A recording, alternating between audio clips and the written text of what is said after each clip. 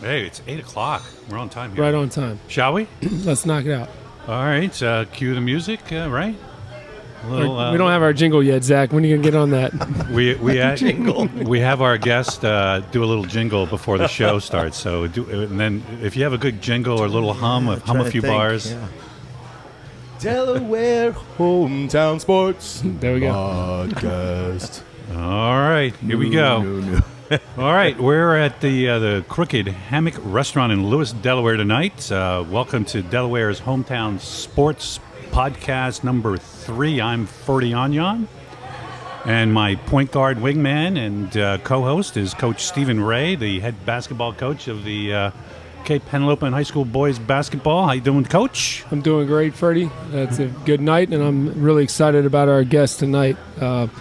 Guy that I've known for a little bit over a year now. I think he's going to give a lot of wisdom to the podcast tonight, so I'm excited about it. Awesome. So how your first of all, how your preseason workouts going? Preseason workouts are going along well. Guys been working out. We just finished this afternoon at the factory, getting a nice workout in up there, and we're getting there. You're all lifting weights and today was a skill workout. Weight rooms Tuesdays and Thursdays. Yeah, I was going to ask you, what kind of skill workout? I mean, what are you guys concentrating on now these days here? Well, I'm not allowed to coach them with a ball right now, so we've got another guy in the community that runs them through the workouts. So okay. That was Coach Tack for me last year, actually, as our guest is here today. He was our weight room coordinator last year. All right. Hey, who do you guys open up with this year? We open up with Smyrna. Smyrna? Yeah. All right. All right. Love to hear that one. I'm looking forward to seeing you guys play. I'll keep updating you, and you are going to keep updating us on how the season's going here. So, all right, we've got a guest tonight here. Going to guess many students have seen him around the school and around the area, and some of them have seen him around the factory. And we have Coach Tack, right? And that's spelled T-A-T-K-A-C-H. Coach, Correct. Welcome to the show. Thank you for having me. It's exciting. All right. I think it's a neat thing you're doing. I do. Am I pronouncing your name? Tack? Yes, you are. Is it Tack? That's right. Yeah. Okay. All Extra right. credit for spelling it correctly. Yeah. I'm short of vowel. There's no two ways about it. What? So why do they call you Coach? Why do they? That's a big one here, right? Let's start you off here. So I see you're wearing a factory sports. What are you doing there with these guys? I'm the strength coach at the factory, and I run the flag football program and the speed training programs for Pat Woods. So flag football, right? Yeah, we have about 58 kids playing out at Hudson Fields on Tuesday and Thursday evenings. It's the first year we had a league. We started last year on Saturdays. We had a great turnout. Had another league in the spring, and it's been fun. My goal is, I was a football coach for over 30 years in high school and college, and I'd like to see us try to save football. It's in trouble. There's no two ways about it. The game is in trouble with all the head injuries and people who do not be involved. And to me, young kids do not need to have a helmet and shoulder pads on. I won't be real popular with Booster Club people, but I really don't care. I have enough experience. We don't have a Booster Club around this area, so that's okay. You're not pissing anybody off. I want kids to play the game. I want them to learn how to play the game the right way. And what we do at the end of every day, we give a message to the kids. Last night, very simple. Kids are upset because they lost. No, that doesn't define you. If you played hard, you're not always happy when you lose, but just keep going, play. And Coach, I got to spend a great year with Coach last year, and part of the reason that my responsibilities have gotten more responsibilities at the factory, and our program is growing. And I loved the year I spent with him. It was such a challenging effort, not only in wins and losses. How to get the most out of kids, how to keep kids who are ranked number 1 in the state on a level key, and how to keep them modest, and all those challenges were and Coach put me in a position to let me kind of roam the bench and work on that part of it. You get somebody comes out there really down the dumps. He allowed me to talk to those kids and try to bring them back while he could focus on what he needed to do. And there were other responsibilities. After the game, he's doing an interview, and I would gather the herd up and make sure that we're acting appropriately and getting ready to get on the bus. And it was all good. It was great. It was great to be back on a bench coaching again. It really was. Hey, Coach, tell us about your experience as a coach. 'Cause when I met with you last year, talking about bringing you on staff and helping us, your first response to me was, I've never coached basketball before, and my response to you was, it doesn't matter. I just need a guy that knows coaching. That's exactly what. So tell said, tell us what your background is as a football coach and in athletics. Sure. Played in high school, Lehighton High School, college, Lycoming College. Played there 4 years with a great group of guys. Immediately went into coaching, small high school, Palmerton High School up in the Lehigh Valley. Was a head coach at the ripe old age of 22. Had no clue what I was doing. Just tried to be a motivator and get them to do some things right, and actually left there and then went to Lehigh University and stayed there for 3 years. The Engineers. Right? Yes, Right. the Engineers. Now called the Mountain Hawks, which Oh, really? yes, Okay. we don't understand that, but What's a I think the Mountain Hawk? the biology Weren't department they got the upset. Leopards, too, at one The point? Lafayette. Oh, okay. The enemy is that's the Leopards over on the other side of the valley. Got it, But got I was strength coach there, and was on the varsity staff. 2 years linebacker coach, 1 year in the varsity, and Wow, that's awesome. received a principal's degree while I was there, and had to have my head examined. Went and was a high school principal for a while, and then left. Went back into football.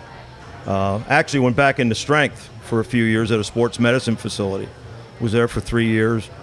And the football bug got back to me and went to Northern Lehigh High School. Was there for 14 years. They had not won a game in 10. Had a winning season 10 years before we got there. Took us 4 to 5 years, and by year 10, then we were in the state finals.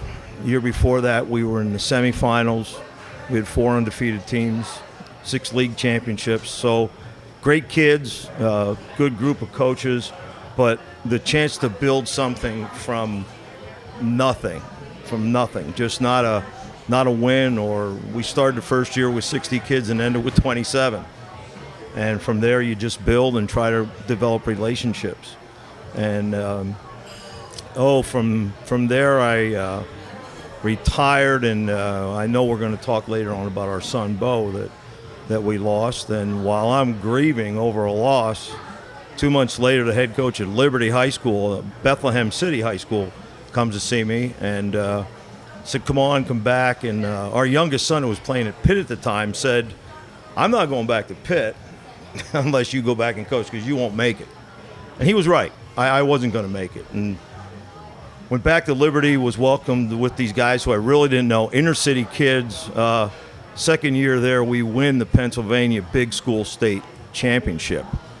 And just an unbelievable experience. It helped me get out of the bad place I was. But you talk about talent. We had 5 kids on that team that signed NFL contracts. Now, they didn't all stay, but they all signed legitimate NFL contracts. Ravens, Steelers, Jets, Cowboys, 5 of them. I don't care what you sign. You're sitting on the bench. You've made it on the NFL teams these days, right? They were talented kids, but one of the things prepared me, we had kids we'd have to give off a little bit of practice because their dad was getting a day for visitation at jail. I mean, we had some kids who didn't have some great pass. The kids were good, but not always the parenting. And when we were there, we started something I had told Coach about called the Book Club. And we'd go to the pizza restaurant every week, and I would have a book or a theme, and it ended up those kids just wanted an older adult, a man, somebody to guide them. He'd have 20 kids show up every week, and we'd go over some kind of attitude and trying to become a man. And became very popular with the kids, but they carried it. Funny, when my son was at Pitt, 2 of those kids signed to go to Pitt, so there was kind of a real connection with the Lehigh Valley, and end up 2 years later, my daughter is pregnant. We found out we're going to have a grandson, and we just said we're leaving, and came down here. And my brother Mike was the head coach at Milford. I helped him for a year, and then went back to announcing. The football coach? Football coach, Okay. yeah. At Milford? Mike's at Cape now. He's at Cape now as an assistant. Okay. And- Oh, I didn't know that. Yeah, went back to Lehigh Valley. I told you I was crazy riding back and forth 3 hours to announce football games. Yeah. And my older brother gets a job at Pencrest High School. He had guys quit right before the season, so not too smart me. I decided to help him, and 80 miles one way, and would kind of live up there during the week.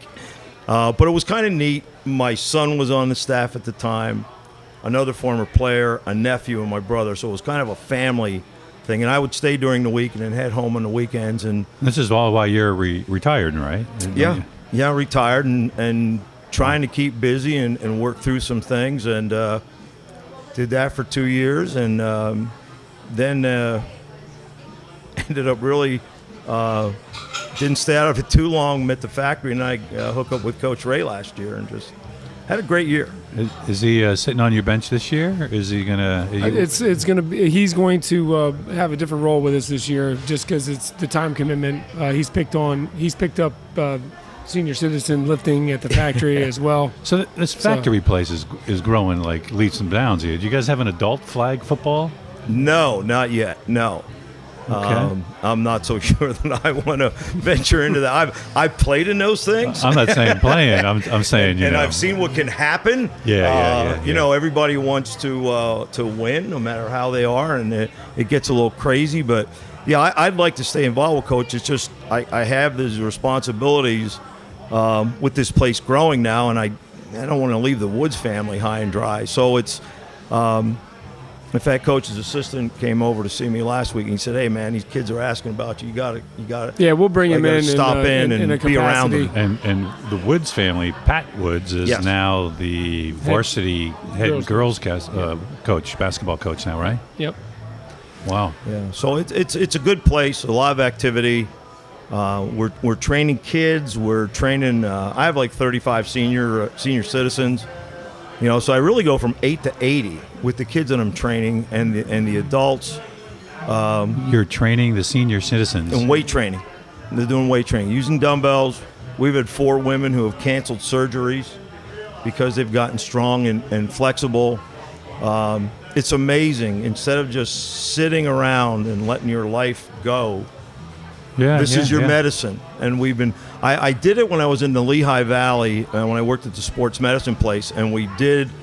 Actually, they sent me out to Pittsburgh with a gentleman from Boston University, and took him the research that I had from the Lehigh Valley, and he went on Good Morning America with it and presented it. Now, we couldn't get the notoriety because we weren't doctors. You know, our doctors did. And that's okay. I get that going in. But that same weightlifting the kids are doing, we adapt it for the senior citizens. And, you know, I give them a test when they come in, and in 6 weeks, they can see how far they've grown. In another 6 weeks, I test them. And it's very rewarding. I have 2 women right now that have suffered strokes and can't walk. So let's keep what you have. Whatever you have, let's keep that strong. We don't want to deteriorate. So it's the same thing in sports. It's the same attitude. Do you want to get better? Do you want to grow?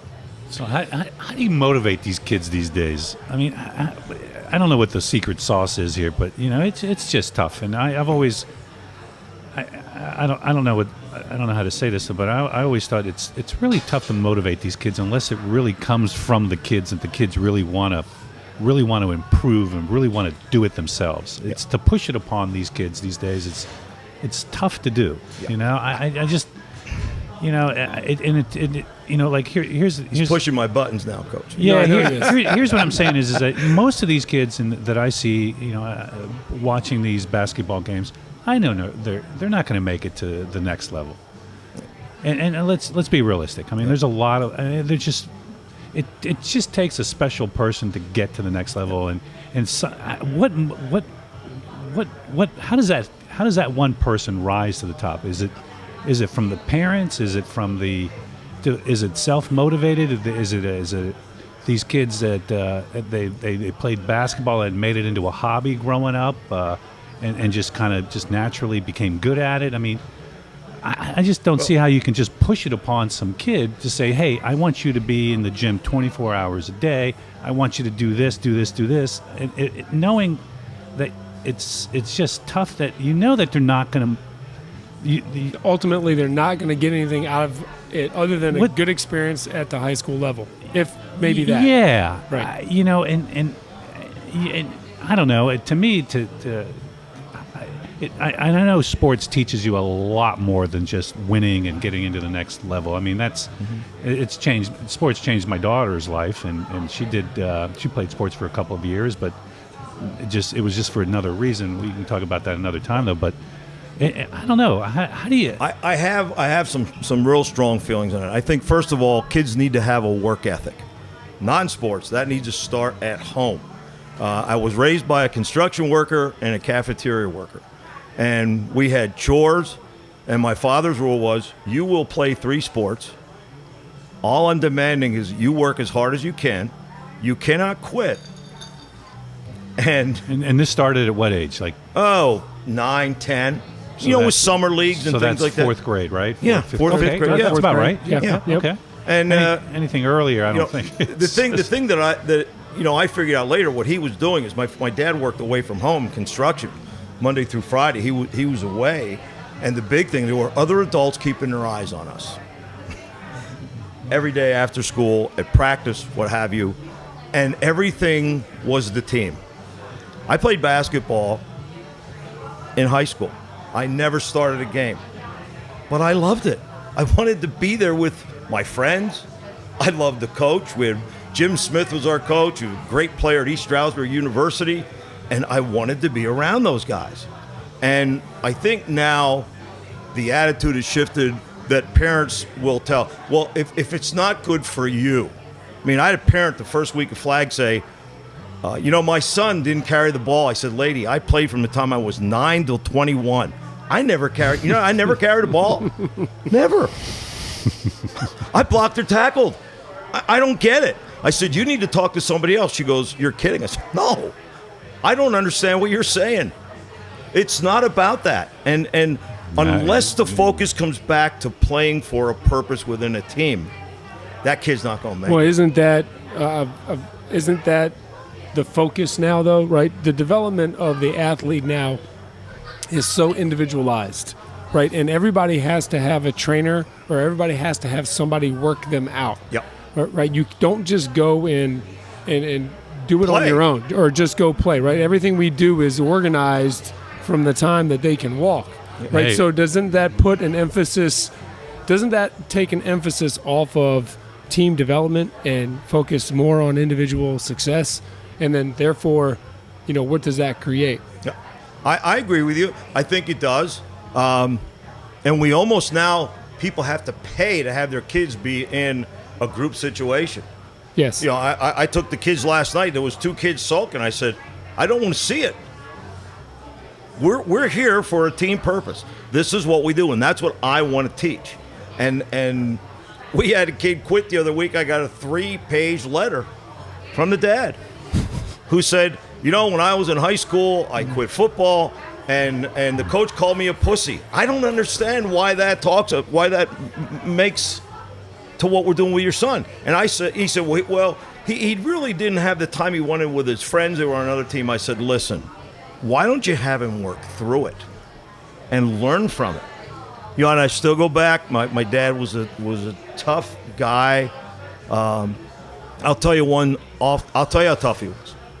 There was a youth center in our town on Wednesday night. You could go. There was a what? A youth center. Oh, okay, I'm sorry. Like a YMCA. Yep, you could shoot pool, play ping pong. I'm walking home, and the Catholic church in our town was the smallest church, and that's not always a deal. So there's 2 older guys walking from me. He says, you're one of the Catholic kids, aren't you? I said, yes. I smelled it coming. I knew it was going to happen.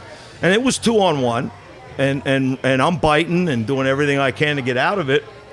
And my mother, calls my dad. He's in D.C. or something working and says what happened. I have a shiner here, and I'm okay. My dad comes home that week and he said, let's go. Saturday morning, we're going to straighten this out. I'm thinking, all right, man. The old man's going to go down and rip into him. We get to the house. The guy answers the door. He said, get your kid. So for what? He goes, it was 2-on-1. Now we're going to let him fight 1-on-1. I'm like, hell, I didn't know. Saturday morning, I was watching cartoons, man. I didn't want to come down here to fight. And the guy says, I won't do that. He said, well, you control your kid, or the next time it's going to be me and you. That's the way I was raised. I can't apologize for that, and I won't. It's just the way it was. And you did everything you could for the family and for your team. That went hand in hand. I heard Lou Holtz speak 2 weeks ago. Incredible talk. And everything he talked about was the team is eroding. Everything is done for me to shine, for my stats. Right. If I don't get enough carries, baloney. Which is one of the reasons why you said at the beginning that football is dying, right? Part of that is because if you aren't the ball carrier, you don't want any part of it anymore. Yeah. Like, I want to be the guy to carry the ball, right? So I don't get to carry it. I don't get to throw it. It's no fun. I don't want to play. I'm going to another team. Yeah. When we were lucky, I coached the line. And I had linemen at Pitt, Michigan State, Temple, and offered from every conference in the United States over the 14 years I was at Northern Lehigh. I gave it a pride thing to be a part of the linemen. And we go out for the state championship. It snowed. The thing was canceled. It's about 15 degrees. I loved it. My guys came out, no sleeves. I always just said, you're the toughest buggers, and they bought into it. But I bought into it with them. And I think that takes coaches, too, who are not in it for their own. What's your why in coaching? Right. What is your why? Yeah, why what's do you your coach? why? Yeah. If you're not here, I know the effect that coaches had on me. I called my college coach today. He's 83, Frank Girardi. I called him on the way to the factory today. Jimmy, what's up? Coach, I'm just checking in, man. I'm just checking in. And Matt Millen is a good friend of mine. Right. And Matt got involved after we lost our son, and he just said, I'm amazed. At the golf tournament we have for my son, the Botac Foundation, I had 27 teammates show up last year. So let's get into that. Let's talk about that since it's now it's popped up now. So tell us about that. Tell us. So first of all, tell us a little background, and tell us what you want to tell us about that. Sure, I'll share it all. Coach knows the story. He allowed me to speak to the team several times about it. Our son was a brilliant, good-looking young kid. At age 11, we noticed that, he couldn't eat the end of a sandwich. He was forever wiping his hands. There were things that were not right. And comes down one morning and has his belt real tight. I said, son, what's going on? He's 7th grade. He had 5 pair of underwear on. Well, we took him to get psychological help. He had obsessive compulsive disorder, afraid that his urine would leak out and kill his classmates. You've seen the TV show Monk, and that's what it was. Yeah. Monk was his hands. Howie Mandel has it. Howie Mandel's the one that invented the fist pump. Yeah, he didn't want to touch anybody. Howie Mandel has a separate residence behind his house where when he's being challenged on his OCD, that he goes and lives. He stays in the back because he's afraid that he'll affect his children. I've written letters to him. What is that? I mean, OCD? Yeah, what is that exactly? It exactly is it's a fear of germs, germophobia, but then it also will progress into fear of failure, and fear of it can then present itself in schizophrenia, that you believe you're hurting others. My son was a heck of a coach as a college student. He ran speed camps, and that's where I learned the speed camp trade from. But when he fell into schizophrenia when he was about 23, he just believed that he was hurting kids. And they will think that they're hurting the thing that they love. and it's a very common. Well, long story short, he's a 2-time first-team All-State Pennsylvania football player. He's featured in ESPN the magazine as one of the 20 outstanding high school athletes, student athletes in the United States. Well, Full ride to Delaware. He was the prom king. He was a model, surfer, the whole deal. Gets down to Delaware. Tubby leaves after his first season. Tubby Raymond just loved him. Keeler comes in as a new coach. After spring, Keeler tells the freshman, "You're not going to play here. I need transfers." So you just leave. And our son had a nervous breakdown over that. Felt that, he had left everybody down. It's not the coach's fault. But, it's a hell of a way to treat kids. When you want loyalty out of a kid, to be loyal on your team, and then you pull that stuff, it's just wrong. yeah, you're starting to piss me off now. You're starting to get me started here on stuff like that. So yeah. he transferred to Lehigh, did well for 2 seasons, but got sick again. We had to pull him out of school, finished at Wilkes, played there, was all conference at Division III, went there because his sister was there. And they lived in the same house. And she was playing college basketball. She played 4 years of college basketball there. All 3 of our kids participated in collegiate athletics. And she took care of him, made sure that his medicine was right, just did everything she could. He has a bad breakdown summer before his senior year and was going to kill himself and had to go into inpatient treatment twice. Tough deal. You go in there and we knew he had his personality, though, when he finally left. It was like kind of one flew over the cuckoo's nest. Everybody lined up at the door, and they're all clapping. "Bo, we're going to see you on TV, man." But he had that effect on people. But when his mind was taken over by these thoughts, you couldn't change it. And he graduated with honors, was in the business degree, high honors. That didn't affect him. It was the thinking part and the judgment of other people and germ things. And that summer, we saw him really just going downhill. He had landed a great sales job with a car, the whole deal. And just kept saying, what if I don't do well? There was always a next what if. We thought at first it was football. Then we thought it was the academics. It wouldn't have mattered. He was ill. He had a chemical imbalance that could not be corrected. He went through electronic convulsive therapy. So we took him into the hospital. They would knock him out. They would shock his brain, trying to get it on the correct rhythm. After that, I would pick him up, drive him to Wilkes. He would be in a bit of a fog, some headaches.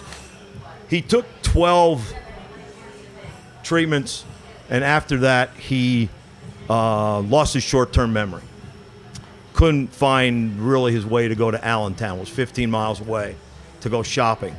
And once he lost his intelligence, we knew that there were problems.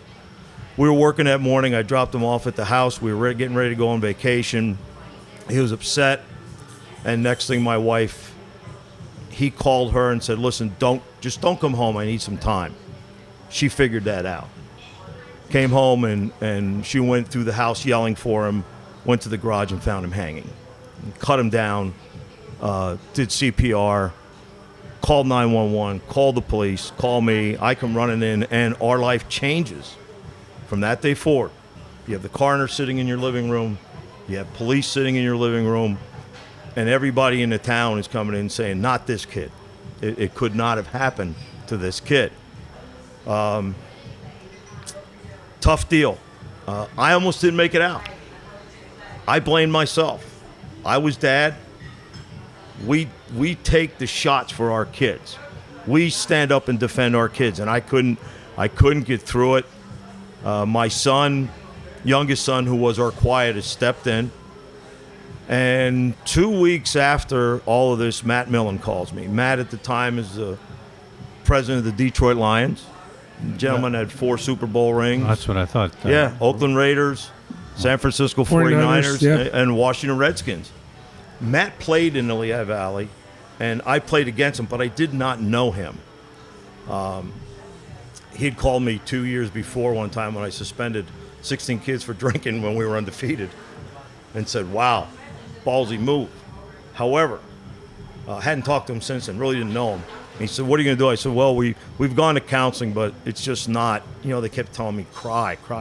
Listen, I cried enough, man. I've about warped the floor. I can't cry anymore."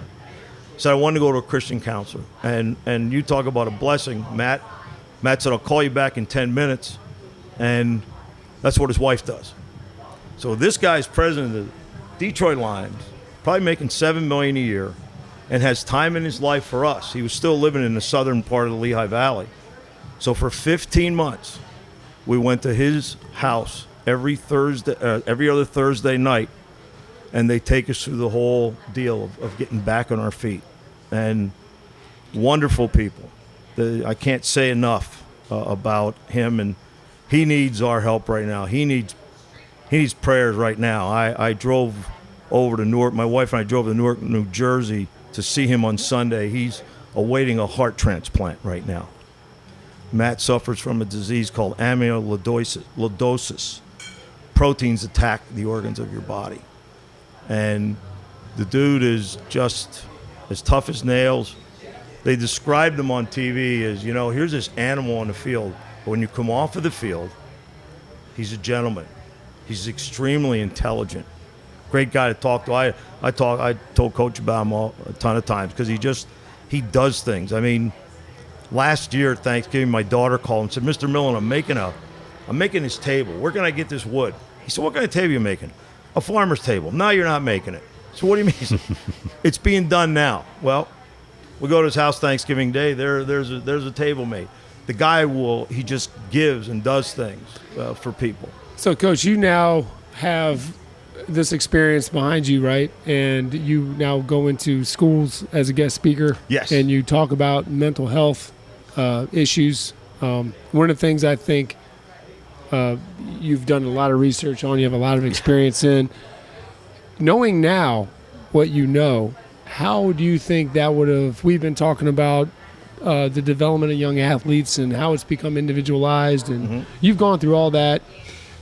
And then going through the situation that you've gone through, if you could backtrack your life 30 years, what kind of difference would it make for you as a coach had you, knowing now what you know now? Like how much – that's one of the things I've always liked about you, loved about you, is the way that you can reflect to the kids and the amount of grace and understanding that you have with them, knowing that, hey, we all have these different situations that we have to go through. Like when you look back – what do you think about that?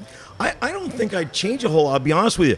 The guys that I grew up under in coaching, Frank Girardi at Homing, John Whitehead at Lehigh, and my high school coaches, John Whitehead was an orphan.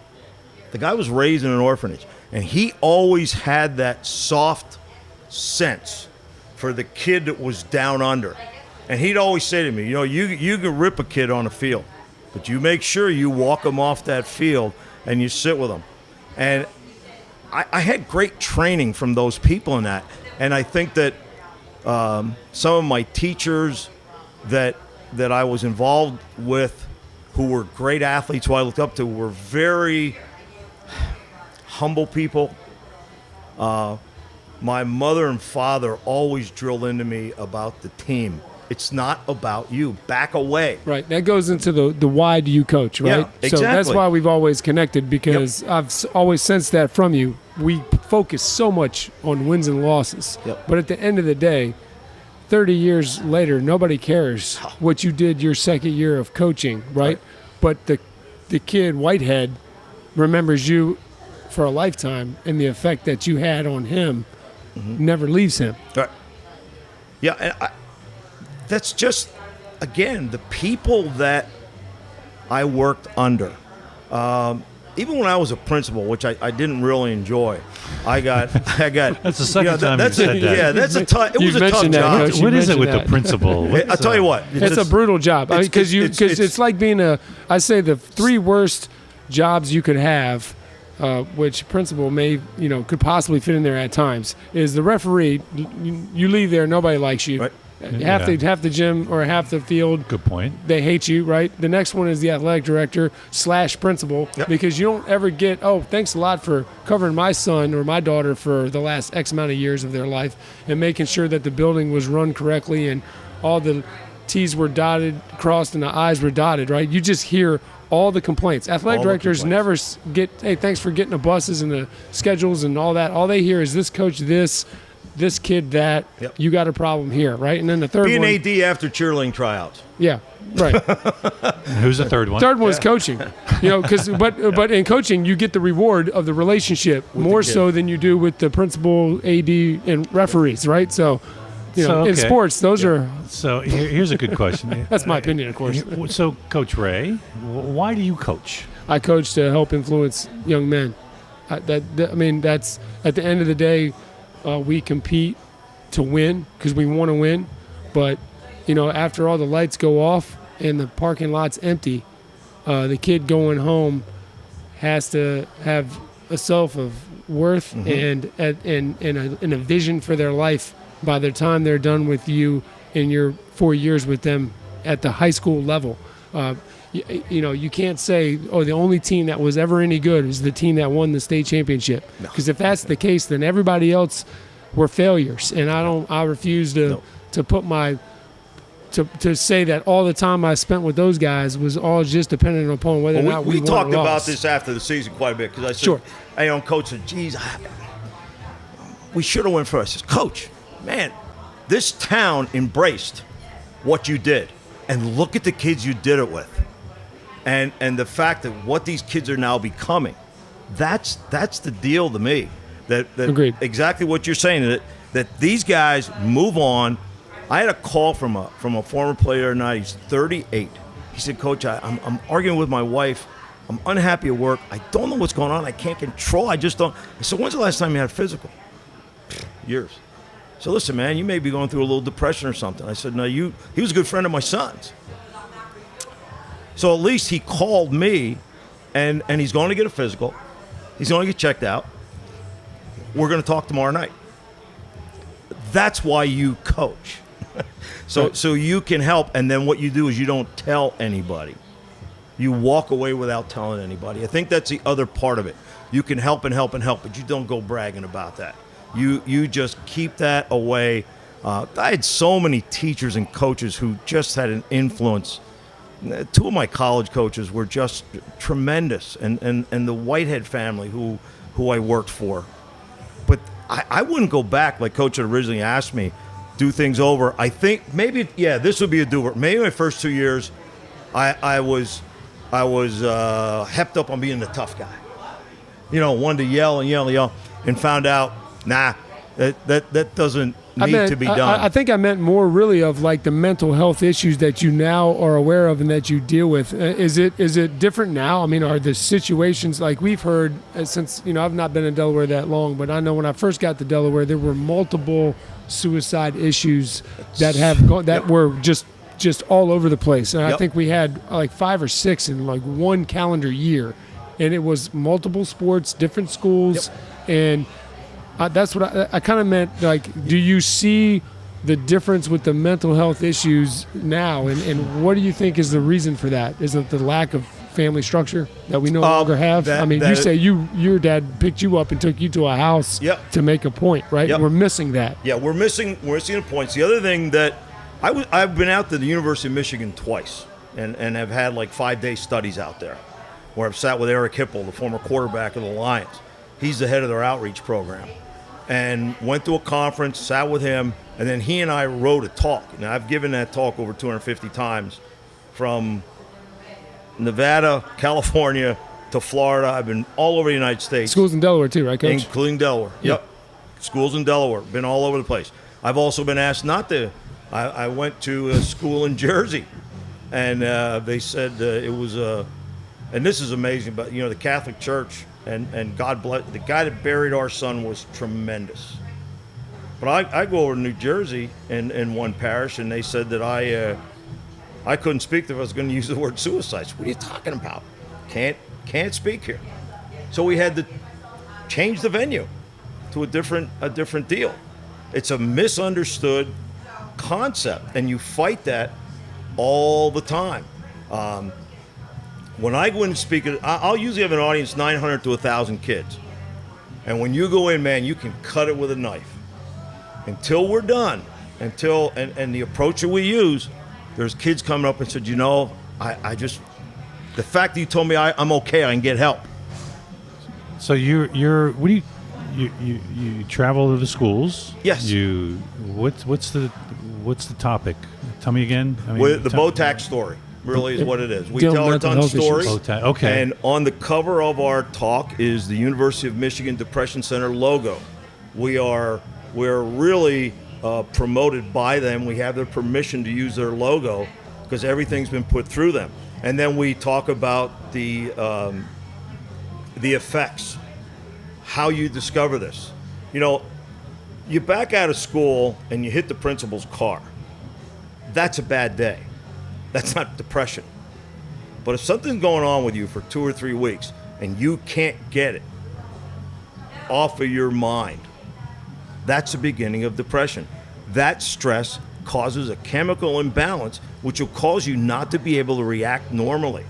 I had it. I went to, the part of the story I left out is that in 2003 in spring, I knew our team was getting better. And we kept building and building and building. I'm sitting at my son's football banquet, Leon, and I have a heart attack. And, worked my way out of there. They took me to the hospital, I had a heart attack, and then they said, and I was so focused on coaching. I said, well, when can I get out of here? I need to get back to the weight room. They're like, whoa, you're not going to anything. There's going to be some counseling. Well, I take the stress test. They find a little fleck in there. I go back and they said, you need open heart. So I had open heart surgery at 47. And it was because of the mental stress I put myself under. Nobody did this to me but myself. I wouldn't blame the kids for a loss. I'd blame myself. Maybe I should have taught that concept longer. Maybe I should have did this.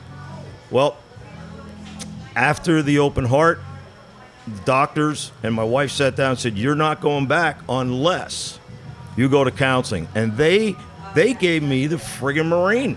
The guy that throws the tissues on TV, right. Amby-pamby, that's who I got. It was a perfect pick for me. And he said, and he's throwing all kind of F words at me, and it wasn't fire truck, saying, you're going to listen to me, dude. You can say these words here on the podcast. Yeah, well, I don't want to do that. But, he took me, and from April right through the entire season, every Saturday morning I had an appointment with him at 7 o'clock. He taught me that you teach the kids, get better. And Coach and I have talked about this philosophy. If you get better, that's what you can control, and it takes the pressure off the kids. We're going out for the state champ. So I go from having heart surgery to a team that runs 14 wins in a row and has 8 shutouts. And I'm saying to the kids, what are we going to do? And they say, get better. And they clung on to that. And it's like during the game, instead of them getting nervous, they're thinking about their fundamentals. I got to make this step the right way. That I would do differently from the beginning. Learning from myself that you get better. Don't just focus on the winning. The Patton philosophy when I get into coaching. You have to take the bulkhead. You die if you don't win this game. I remember coming out of a game in high school. I'd hurt my knee. And I said, excuse me, the lady said, after the way you played Friday night? Don't you? I look at it from the perspective of we hear all the time now from a Kevin Love situation to other NFL players to these guys that need to take these leave of absence due to the social depression caused by social media anxiety because you got all these people who have all these opinions that causes you to get into depression, right? So you have all these. How do we help the young athletes today deal with their mental health issues, especially when you have so much access through these different social media outlets? What do you do to combat that? I read a study last week that they can track the increase in mental health in teens to the same time that the smartphone and iPhone became popular. It is incredible. It's a parallel of all the stuff that's going on.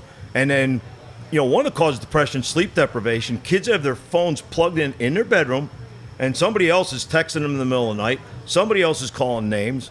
Like there's some top surgeon. They got to be on call 24/7. I lost the It's just battle I with don't- my wife about getting my daughter a cell phone, and that thing sits in our room because we won't let her have it in her room, and I'm about to throw that thing in the garage. Yeah. Like, because every morning it's like bing, bing, bing, bing. I'm like, what? You're in 6th grade. Like, nothing can be this important. Right. Right? But that's an actual study on the evolution of the phone and social media, and they've tracked it to, I mean, suicide is the 3rd leading cause of death among teens. You have car accidents first, Right. 2nd is homicide, 3rd is suicide. Think of that. We're losing. There was a 5-year-old who killed himself 3 weeks ago, and I'm privy to all this stuff because of being Yeah. heavily involved Right. in the different states, and I get this info.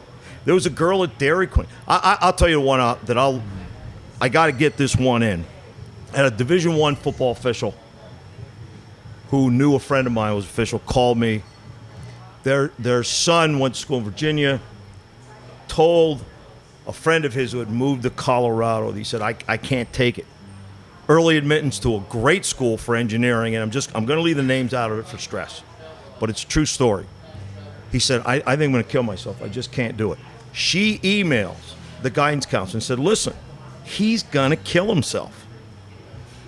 The guidance counselor brings him in, talks to him, and says, well, no, I don't see anything.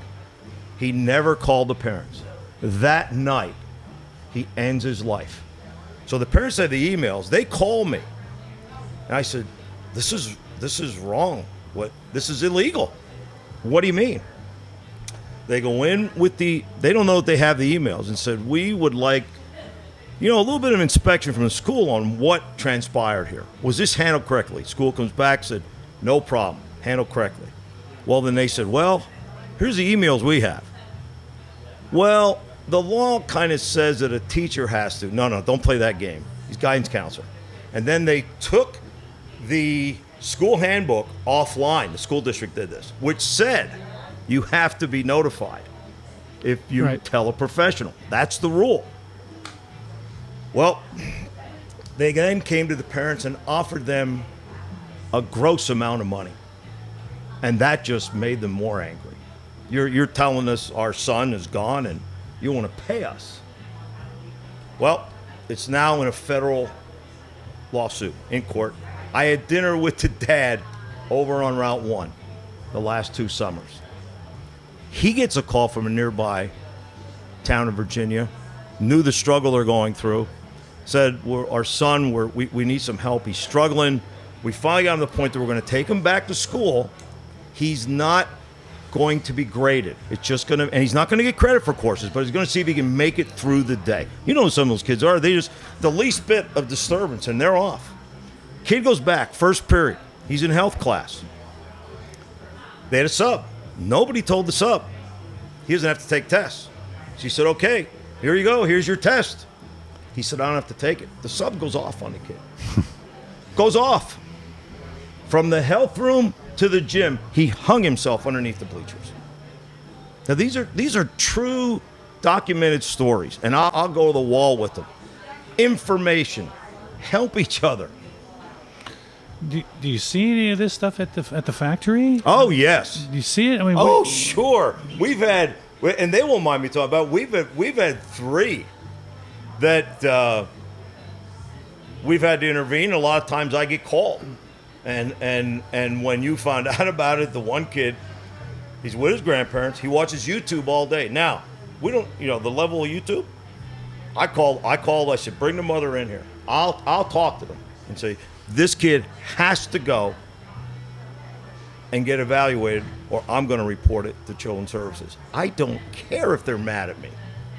I don't care. I mean, I don't fly around looking for trouble. Well, but what are the warning signs? How do we help prevent these things? Like I'm speaking from coach's perspective. Sure. Talking about the kids that we definitely influence and what do we need to look out for that? Well, I think the real erratic behavior, the excessive behavior that goes over a prolonged period of time. Every coach has had a kid walk off the field. That doesn't mean that kid has mental health problems. Something's going on that day. And I think that you need to talk to them. Means he's not starting Yeah, this. right. Exactly. And that's okay. That's part of it. But I think that we have to explain to our kids in our meetings that if you're feeling bad, you got to talk to an adult. Northern Lehigh High School, where I had the run, that invited me to come back after I retired. Before I went to Liberty, I went there for a year. And we have a kid that during practice is crying. He is crying and practicing. And they all came to me and said, Jim, what are you? So I took the kid and he said, I don't know. I'm just so afraid I'm going to fail.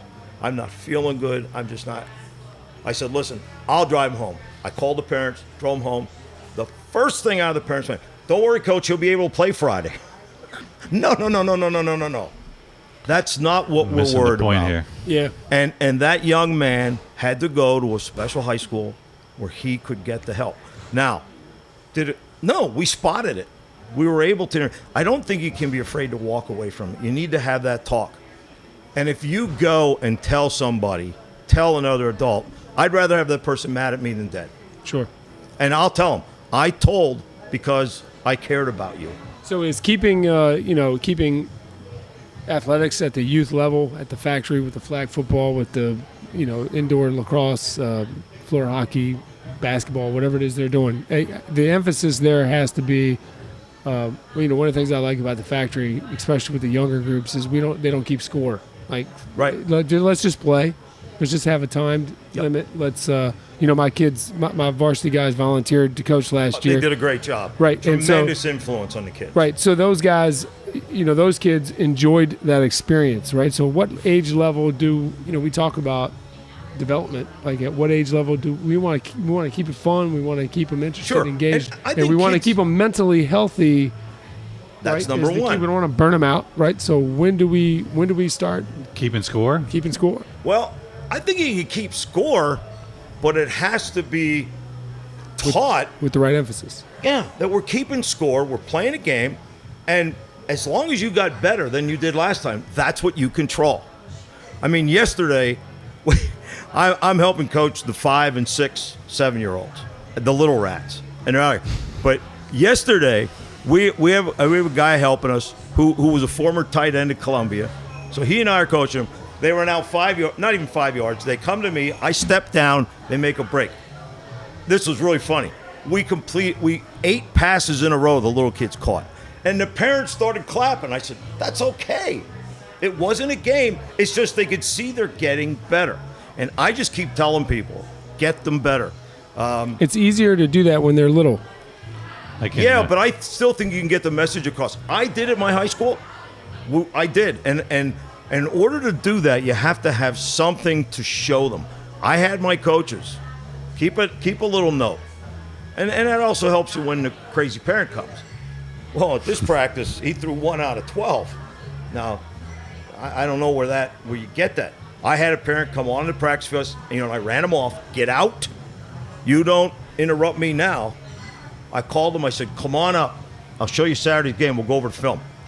No. Come on up. The kid dropped 4. He wasn't starting. And I said, I've had many kids come to me and apologize for their parents. Because the kids will ultimately know. Yeah, they're there every day.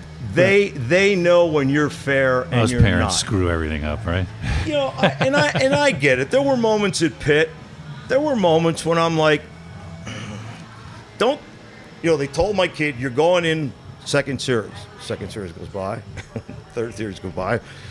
And I'm sitting there like, with Henry Heinowski's father, just biting my lip. But you got to know as a coach, the situations are constantly changing and always strategies changing. are always moving. You know what my son told me?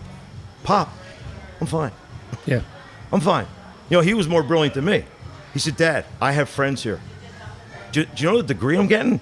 Right. And they have to show you the way. But I really think it can be done. I think you do it. Doesn't mean you can't bark at a kid.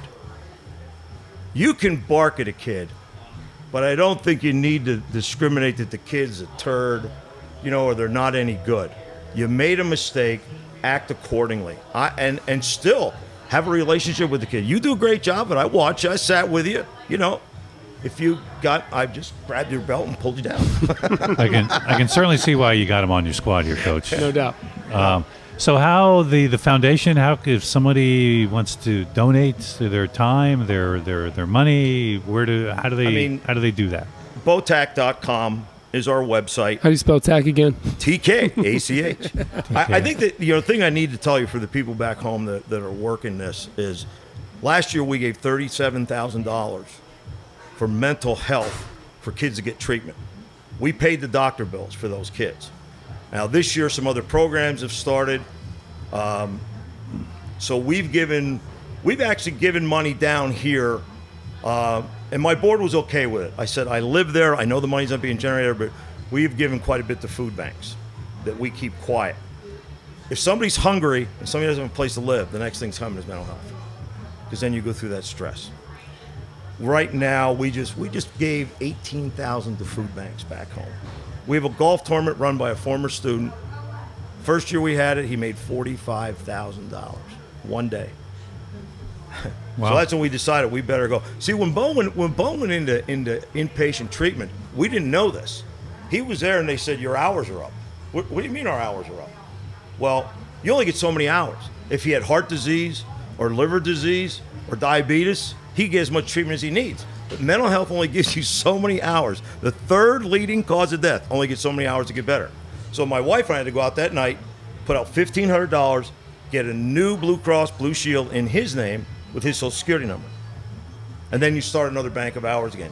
And that's when we came up with the idea, let's pay for people's, for young kids counseling that don't have insurance.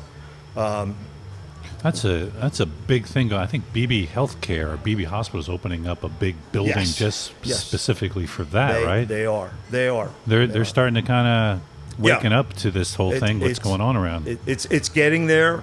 The deal that happened that Coach is talking about up at Poly, it was a sad thing. I called. My brother called the coach and said, "Listen, this is what my brother does. Here's the college football programs he spoke at." A little afraid, I was supposed to book at some other places. Didn't get it, but in others I did. So we're grateful. We're grateful for this night to be able to be here and be with Coach and you and talk about it. You remember me now, right? I do. Just Hey, here. no, it's okay. So we'll perhaps see you on the bench, and Maybe, or we'll yeah. see, We're you gonna can try see to him get at the things straight. factory here. Questions? What do you do outside all of this? What do you got? Any hobbies? No. You got a boat? I You did fish? get a boat. There's our boat, But Coach. here's He doesn't have it anymore. I got a boat. No, I got a boat. You still have a boat? I had the boat. I just I haven't got gotten the invite for the boat yet. What's Well, up with that? It's a rowboat. You Let's listen. not go there. I don't want any self-powered boats, I Coach. took Joe I don't want to do any Montgomery work. out, defense coordinator Wesley. We had to get towed in because I hit a sandbar. You did Oh. not want to go out. Here's what happened to me. I started coaching at 21, and the advice I got, I don't have any hobbies because I was going to be committed to my children. Sure. So I golfed when my kids said, "Dad, let's golf." I fished when my kids said, "Let's fish." But other than that, I coached and I came home. I'm really boring. So I still coach at the factory. I do speed camps. I announce football games. I mean, that's what I do. Did you do the Cape Games? He I does did one. I did the 302. opening Cape game down at Del Mar. Okay. I did that, and I did. I went back home 2 weeks ago to do a game. They actually had the Botac Classic. Two teams moved their games that are not the high school that my son went to, but to No promote kidding. mental health. They move it to a Thursday night. I do live television, and just like you gave me an open mic, we do that on television, and they have the field decorated with his logo and everything on. It's just but the people know that the money's coming back. Sure. We've had 10 people this year, and I don't mean to be gory, who have passed away and in the death have said, in lieu of flowers, send contributions to the Botac Foundation. Little old lady died in the coal region, said, I watched Botac on television. I love the way the kid played. When I died, true story, she sent all the contributions in to the foundation. And you're just grateful because somehow you're thinking, how's this going to work? But it keeps working. And I think as long as you're showing people you're trying to really be true and help people, it's going to come through. So that's what I told you earlier. His time is everywhere. He's the guy. He's like a jack of all trades. He does a little bit of everything. I do a little bit of everything, but I still, my grandsons live alongside of me. That helped us get better. So I'm committed to them, and I spent a lot of nights at the Mississippi River on the dock fishing with them and picking hooks out of them. But it's all good, man. Love the story, Coach. Love the story. Thanks for coming. Well, thank you. Thanks for I coming. can't. This is awesome. It's great to spend time with you. Any last words? Any last words, Coach? I just think this is a great thing you're doing. Keep going. All right. Appreciate it. Thanks for your time, Coach. Thanks for thank coming you. tonight. All right, that'll wrap it up. Special thanks to our executive producer here over there, Zach Kaufman, right? Yeah, attaboy. Thanks for setting us all up. Thanks for the Crooked Hammock setting us up as well. And thanks, coaches, Coach for Tack, coming thank out. you. We'll see you Next week. see you on the air. See you Yeah. now. Good night. Bye.